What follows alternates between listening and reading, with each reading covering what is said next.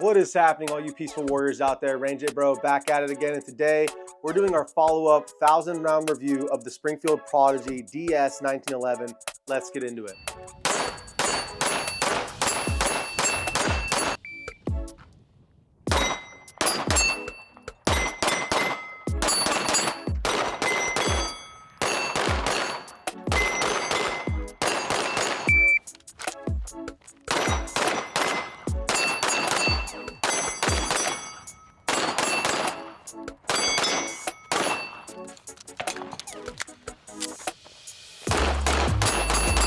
Welcome back to the channel, guys. Thank you so much for stopping by. I'm very excited to update you guys on the 1,000-round review of the Springfield Prodigy DS 1911 or the 2011, and talk about some things that I've seen, some issues, some good things about it, and just kind of catch you guys up to speed on where I'm at and what I do think about this pistol. Now, for full disclosure, I did want to let you guys know Springfield did send me this pistol, as I mentioned in the original First Impressions review, but that is not going to change in any way, shape, or form how harsh I am on the review, because as you'll see, I'm going to tell you guys exactly what I've experienced with the gun. That's exactly what companies can expect when they send me products or when I review one of their products, is that I'm going to tell people and most likely show people exactly what happened with the gun. If there are malfunctions, I'll try to get them on camera, so it's not just me telling you, and so on and so forth. You're going to get an honest review from me. So before we talk about the updated review, the 1,000-round review, and kind of what I experienced with this pistol, the good and the bad, I want to talk to you guys a little bit, for those of you who don't know too much about it already. What is the Springfield Prodigy 1911 DS? For those of you guys who don't know the history of the 2011 platform, I'll give you a very brief history of it. So Staccato, formerly known as STI, kind of created the first one as far as I know. And all it did was take a already iconic and well-known, well-proven platform of the 1911, and it made it double stacked, so increased the capacity, and in most cases put it in 9mm. Okay. There may be some other calibers for 2011s, but mostly 9mm, and that's going to get away from the biggest issue with the 1911, which is the magazine capacity. Now, 1911s are really well known for how great their triggers are, and the 2011s are no stranger to that as well. So this has very similar trigger components, if not the same, as most 1911s. I think it's different because of the grip being so wide, so I don't think they're exactly interchangeable, but it's the same type of trigger. And the Prodigy, what it is, this is the 4¼ inch barrel variant. This is going to be a steel forged slide and a steel forged frame with a polymer grip, and it is going to be 17 rounds with a flush fit mag. So it comes with a 17-round mag that is flush fit, as you guys can tell, and then it also comes with a backup mag that is a 20-round backup mag that sticks out a little bit, but it looks pretty darn great. And we'll go over the mods that I've done to this pistol as well at the end of the video, but I want to give you guys a little bit more background information. The barrel is a stainless steel forged barrel, 4¼ inch, as I mentioned. It is a bull barrel, so it is super thick, as I like to say, as the kids like to say these days, super thick barrel. Really great accuracy out of this thing, and it does have a beveled crown that fits flush to the front of the slide here. So it's a very clean looking pistol, especially for the price point, and that's going to be a recurring theme in this review, talking about the price point. So this thing comes in, depending on what variant you get, around, you know, anywhere from $1,200 up to $1,400 to $1,500. I've seen them on sale for $1,200 before, so they can be had for relatively cheap compared to most of the 2011s, considering Staccatos kind of start at $2,400, maybe $22 if you don't get an optics ready. But speaking apples to apples, if you want a Staccato that will do everything this Prodigy can do, you're going to run about $2,300 to $2,400. One of the things that I think Springfield did correct was going with agency arms in their mounting system. So I've had zero issues with my mounting plate, and I've had zero loss. I've actually had some witness marks up here on my RMR. I recommend everybody do this. Witness mark their screws so they know if they're backing out. But this thing has not shifted whatsoever. It's not wiggling. It's held zero, and this gun has been tremendously accurate. But so let's talk about the performance real quick. The elephant in the room is the reliability. So a lot of guys who got these pistols early on were showing a lot of reliability issues, and I had the same experience during my 500-round review. So the first time I got this gun, I took it out of the box, I cleaned it, I racked the slide a bunch. I'm getting to the reason I did that beforehand, before shooting it, to try to give it the best chance of doing well during the review. So full disclosure there, I did air rack it probably about 50 to 100 times. I keep saying air rack. I just racked the slide. I just did this to it a couple times because the Prodigy, unlike the Staccatos, has a Cerakote finish, whereas that is a thicker, less consistent type of finish, although I do love Cerakote, don't get me wrong. I love me some good Cerakote, but from what I've been told, the reason the staccatos had a lot of issues, and I think I experienced this as well, is because of inconsistencies on the rails and the Cerakoting. So let's talk about that. During my initial review, I shot 500 rounds through this thing, and again, all I did to it was take it out of the box, I took it apart, I cleaned it up, lubricated it with my own liquid drip, which is what I use and prefer, and then I racked the slide about 50 times to 100 times. I mean, it's just fun to do, but also I wanted to kind of give those rails a chance to work in together, work out any of those high spots in that Cerakote, because again, I had heard that was an issue. So I worked the slide a little bit, probably 50 to 100 times. Again, it's just fun to do. When you buy one of these things, you'll be doing it just naturally. I'm just annoying my wife constantly with this clicking. So I took it out to the range and we started shooting, and around 413 rounds, I'm not exactly sure, I'll put a link to that video here so you guys can go check it out. We had started to get failures to go into battery. So what would happen is the slide would get, right to about there, and then it wouldn't go fully into battery, and it would just be stuck because it was getting dirty, and it just wouldn't, again, it wouldn't go fully into battery. So those are the types of malfunctions I was experiencing with this thing. Besides that, the only other malfunction I have that I kind of still have to this day, it's hit or miss, is with the 20 round mag not locking the slide to the rear on the final round. So if I empty out this mag here, I'll see if I could, recreate that without shooting here in the studio. But empty mag, empty gun, put this in, safety off. See what I'm saying? So I pull the slide back and it's not catching it. It's not locking it to the rear. The mag is all the way in. And so even as I'm sitting here, I can't even get it. There we go. I kind of held it back for a second, gave it some time, and it's still just barely, if you could see the slide release here, it just barely pushed it up, if you guys can see that. So it's not even fully up in there, and just the tiniest little touch, and it slammed it forward. So the only other malfunction experienced besides having that failure to go into battery, which is the more serious malfunction, because I believe this magazine issue without locking the slide to the rear is kind of like 2011 issue. I may be wrong on that. This is not only 2011 I own, but I've heard from other 2011 owners that is less of an issue, more so something to just kind of be expected with 2011 mags. Again, let me know down in the comments if I'm completely wrong there. But from guys I've talked to who own staccatos, that happens with staccatos as well. But again, my experience, and also this gun is one of one. Those are the two malfunctions I experienced in that 500 round initial impression review. And since then, I put another 500 rounds through this thing, and not just at a range plinking at targets, although we did get this gun very hot during that initial 500 round review. We were just slamming off rounds.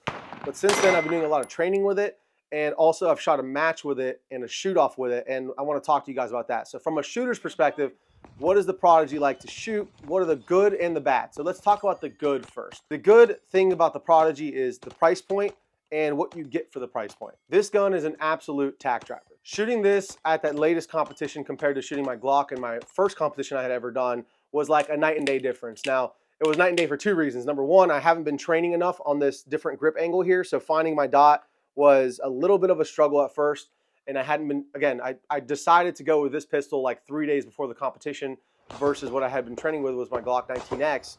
And so the grip angle threw me off a little bit, but once I did get my dot, this thing is super fast. It likes to run fast. Think of it like a Ducati motorcycle versus a cruiser, right? The Glock's kind of a cruiser, and I know people are going to get mad at me because there's a ton of guys like Lucas and Ben Stoger who shoot Glocks super fast, and I can shoot Glocks relatively fast as well, but it is a cheat code when you bring the 2011 into the game. It is a whole different ball game. The return to zero, it's very light recoiling, and it just wants to come back. You can see your dot tracking very easily, even in this very small RMR window. It is very smooth to shoot. You can feel the quality in the slide. Again, I'm not a staccato owner, so I mean, I've felt staccatos, I've racked staccatos. It feels very similar to a staccato. So I do believe this gun is breaking in very nicely. And during that second round of 500 rounds, the second round of review rather, I had one malfunction of where it was failed to go into battery during training. So is that a make or break thing for you? I don't know. This is gonna be a gun that I'm gonna continue to test.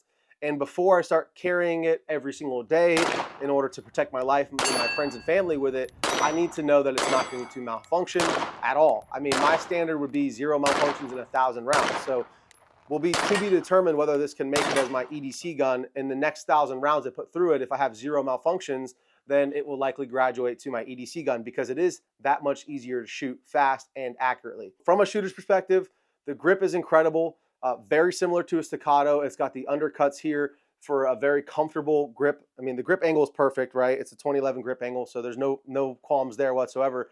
But it's got these very smooth, rounded off points, so you can get a very high grip on the gun. The beaver tail is a little sharp back here, especially when I'm drawing. I found I got a little hot spot on the web of my thumb. By catching that a little bit, it might be nice if it was rounded off a little bit more, or even just swooped up a tiny bit more to give you more room and more of a guidance of your thumb going into there. But otherwise, I can't really complain about it too much.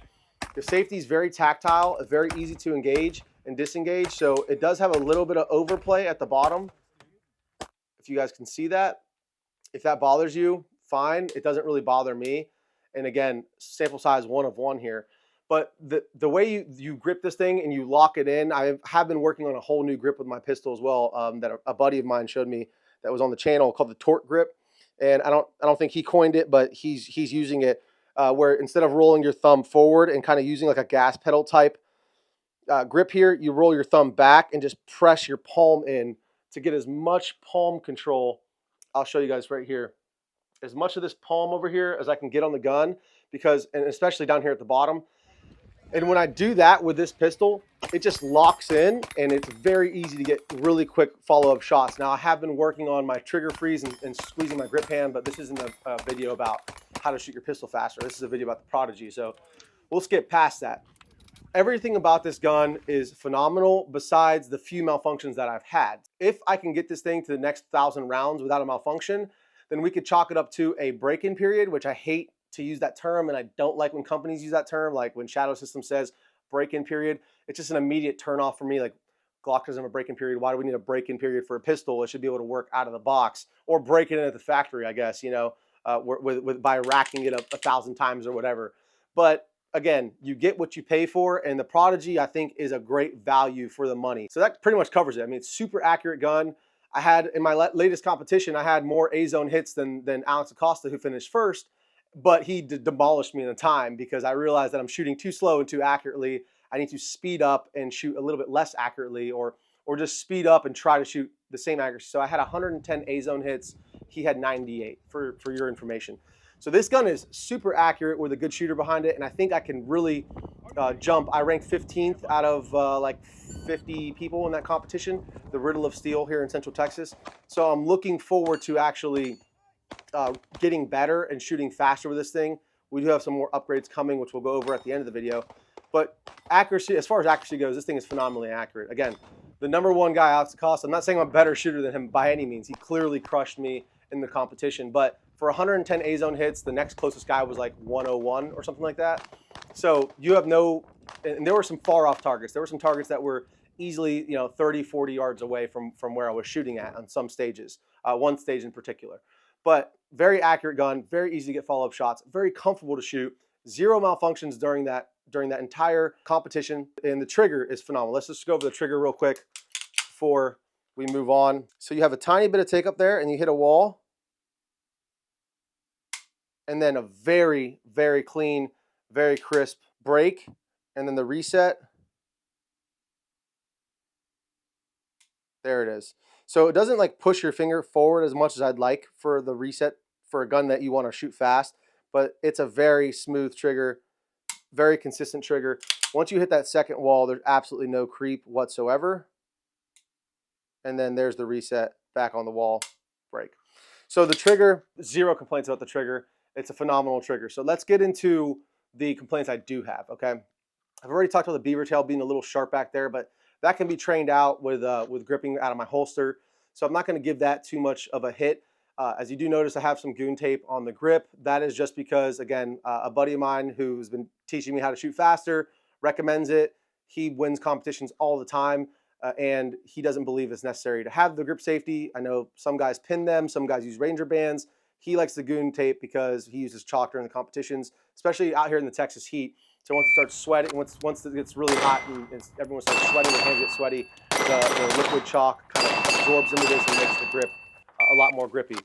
I will say the original grip from the factory is pretty nice, but he, again, recommends I use the goon tape, and I take his recommendation seriously because he's a top class shooter. And as you guys know, I'm really trying to have more emphasis on training and competitions and just becoming a better shooter this year instead of buying more guns and being a collector. I'm really working on my skill set. The other qualm I have with the Prodigy that you guys might have noticed already is the front sight, the fiber optic just fell out. I don't know when it fell out. I don't know how it fell out, but it's gone. So that's something to be aware of. I threw 1,000 rounds on this thing and the fiber optic's gone. So that's a little bit, it's a little bit annoying there, but you can still use it. It's just like an open sight there. So, you could easily replace that fiber optic as well. So, but I just want to be fully transparent with you guys about the issues I've had with this thing, and that is an issue. So I haven't had any issues with the back plate. I do love the agency arms. It's a very finely machined iron sight back here. So you could see it's got the nice machine cut serrations on here to minimize any glare. And then it's got a very good like lower 1/3 co-witness on there that you can achieve. Besides the front sight falling out, the beaver tail here, and a very, very shallow and recessed slide release, those are really where my qualms end. Besides that, the malfunctions. So failure to go in battery. Again, I can air rack this thing. People are like, well, that's because you have a aftermarket spring. I don't. This is the stock spring. This gun is completely stock as far as internals go. So there's no aftermarket spring in here. I can air rack it, which I just literally figured out how to do yesterday because all the cool guys are doing it and I wanted to try it. So I actually was able to accomplish that with 1 round in the mag, not a full mag. Maybe the spring could help to be a little bit more powerful, I guess, as far as sending that slide home when I'm having those issues with it going fully into battery. But again, since that 500 round review, and we really got it really hot, burnt off a lot of that oil, it got really dirty. It was the first 500 rounds I had those failures to go into battery, and all it really needed was a little encouragement from the rear, a little pat on the back, which we all could use from time to time again, right? But since then, since the next 500 rounds, it's only been 1 time. And so in the next 1,000 rounds, if I can get it to be 0 times with regular cleaning every 500 rounds, I think that could be pretty well expected. I think most people would agree that clean your gun after you shoot 500 rounds through, especially for 2011s. Unlike Glocks, you could run them dry. You could run, they're like the Toyota Tacomas of the gun world. You could just run them into oblivion and they'll still work. With the 2011s, and maybe Staccato guys would disagree, I've been hearing you need to take a lot better care of them. I mean, no, that's just a fact. You need to take a lot better care of them. Now, how often you clean them, that's up to you. Now, if I clean this every 500 rounds, and if I have 0 malfunctions in 500 and then clean it and then 0 malfunctions in the next 500, I'll be very happy with the way this thing has broken it. The trigger has gotten cleaner. Everything has broken in very nicely, I will say. So it did take a little bit of time, a lot of ammo. 1,000 rounds is a lot of ammo for most people. So it did take a little bit of time to get it to where I'm feeling really confident and really comfortable with this pistol. But again, that's just something you're going to need to be aware of if you're going to go the route of the Prodigy. Now, I don't know about the longer variant, but this variant right here is really freaking great. I really, really enjoy it. And I'm really hoping that in the next 500 rounds, it will stay consistent so that I can continue to carry it every single day. Now that we've covered the kind of the good and the bad, let's talk a little bit about the way I have this thing set up and the future, the way I see this thing going in the future, and where I kind of have it in my repertoire as far as a tool goes. So right now I have it kitted out with a Surefire X300 Ultra on here. That's not the turbo version, that's just the regular X300. This is a buddy of mine. He let me borrow this because he gave me a holster for outside the waistband for that competition that fits this. But Brownells, one of the biggest sponsors of the channel, is sending me out an X300 and an SRO. So big shout out to brownells.com. If you guys want to support the channel, if you like these videos, it would mean a lot to me if you head over there to brownells.com and use bro code RDB10. Saves you guys 10% off an order of $150 or more, and it also supports the channel. And with that being said, I am very excited to get the SRO because it's just a way bigger window. This RMR feels like you're looking through a peephole at times, especially during competitions when you're really trying to run the gun fast and you're trying to move and shoot. It feels like I'm looking through a little keyhole. So I'm very excited to get the SRO on here, and this is going to be my main go-to competition gun. I have full confidence that this Prodigy can outshoot me. It can outshoot me. So it's a skill issue. It's not a gun issue. Stop trying to buy skill. I'm talking to myself, guys. I'm also talking to a lot of you because I know we're very much the same in that respect. Lastly, I forgot the Terran Tactical magwell on here. It is a Staccato magwell, so I had to do a little bit of dremeling. I know I'm going to have some questions from guys about how I got this to fit. Well, I'll tell you right now, all it was a little bit of dremeling around the whole edge. I had to remove the little lip that comes on the side of the Prodigy grip here with the Dremel, and then a little bit all the way around, including on the back strap as well. And then on the bottom, it wanted to kind of cant forward. So after I got it installed, it was kind of leaning forward like this, and it wasn't completely up onto the gun. So I just used a Ranger band and some Gorilla Glue and just put some glue in here and put a band on it from top to bottom, like so, like this, and just let it sit there for a while, and it actually cemented in really, really well. So it did a great job of keeping it like a really flush fit there. Obviously, I could Dremel out this little ledge here, but just having that magwell is a huge help on those reloads when you're moving and shooting. So where do I see the Prodigy laying in my repertoire in the future? I think this is going to be my main go-to gun. I think I'm going to switch over to training with this primarily, especially, and carrying it every day, especially if it can remain reliable through the next 1,000 rounds, which I have a very high confidence level in it being able to do that. Overall, should you go buy the Prodigy, if you can afford it and you can also afford ammo and you can afford to train with it, then absolutely. If you already have a Glock and you can't afford ammo for it, and you're like just saving up for something new, I would recommend just spending that money on training, spending that money on ammunition, because you can't buy skill. But overall, for the money, I do believe the Prodigy is a very serious contender. I've seen a lot of mixed reviews on the internet about this gun. It has a lot of people upset, has a lot of people happy. There's a lot of cult-ish personalities on the internet, so don't fall into that BS, guys. Just whatever you buy, train with it, make sure it works, because again, sample size of 1, make sure your hollow points work with this. If you're going to carry this for everyday carry, make sure your defensive ammo works for this. So overall, can I recommend the Prodigy? I will, with a caveat of train with it, make sure that yours works. The one I got's great. Guys will say it's cherry picked, but I did have malfunctions with it. So if it was cherry picked, I think it would run flawlessly and I'd have 0 issues with it. So I think they just pulled one off the shelf and sent it to me. But with all that being said, guys, I really appreciate your input. So if you guys have any comments, any concerns, let me know down in the comments below. You could also follow me over on Instagram. You could DM me over there, ask me any questions that you may have at RangeDayBro as well. If you guys want to support the channel, I know it's played out, but liking and commenting and checking your subscription is much appreciated. That tells YouTube algorithm that people do like gun content, and to push this in the algorithm to more folks who may be getting into guns. And that, at the end of the day, is the main goal of the channel, is to spread the message of the Second Amendment, brotherly love, trusting in God, having each other's backs. It's all love, guys, right? We know what these are for, but at the end of the day, it's all about love. Once again, big shout out to Brownells. They are the biggest sponsor of the channel. If you guys want to help me out, you can head over to brownells.com, use bro code RDB10. Saves you guys 10% off $150 or more, including the Prodigy here. So if you guys want to pick one of these up, it'll actually save you like 150 bucks or 140, whatever 10% off the price is. And you guys can pick one of these up for yourself. And it also supports the channel at the same time. So a big thank you to everyone who considers doing that, and saves you guys some money at the same time. So that's all for today, guys. Until next time, stay safe, stay dangerous. Range Day Bro, out.